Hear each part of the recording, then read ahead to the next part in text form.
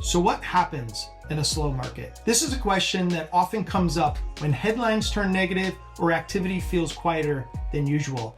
In this video, I want to explain what a slow market actually means and how buyers and sellers can still make smart moves during these periods. And we're getting after it right now.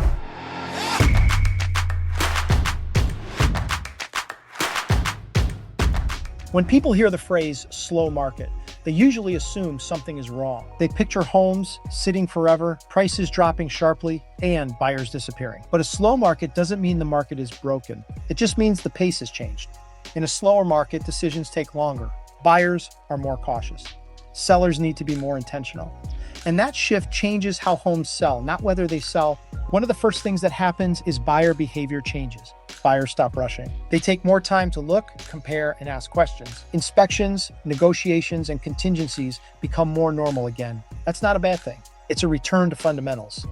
At the same time, sellers need to adjust expectations. Homes that would have sold instantly in a fast market may now take longer. Pricing has to be more accurate. Condition matters more. Presentation matters more. In a slow market, the margin for error shrinks. Another important shift is negotiation. In fast markets, sellers often dictate terms. In slower markets, buyers gain leverage. That doesn't mean sellers lose control, but it does mean flexibility becomes part of the conversation. Price reductions, seller credits, and repairs become tools instead of red flags. A slow market also exposes overpricing quickly. Homes that are priced too high tend to sit. And the longer a home sits, the more buyers start to wonder why.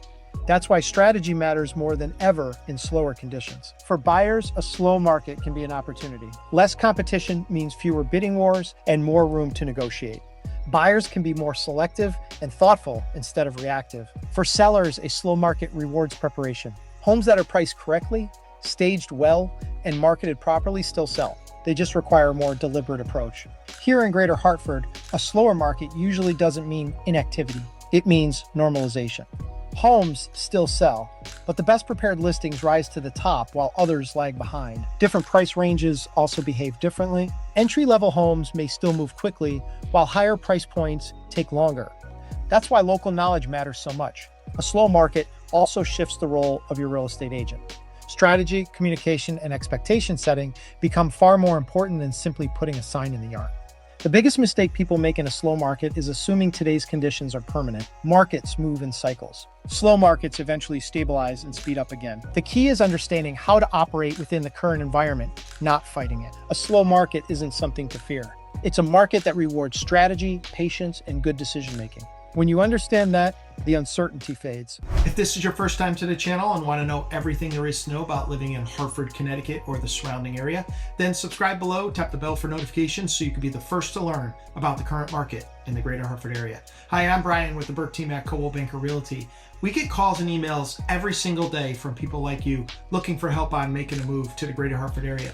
And we absolutely love it. Whether you're moving in 9 days or 90 days, give us a call, shoot us a text, or send us an email. You can even schedule a Zoom call with us as well.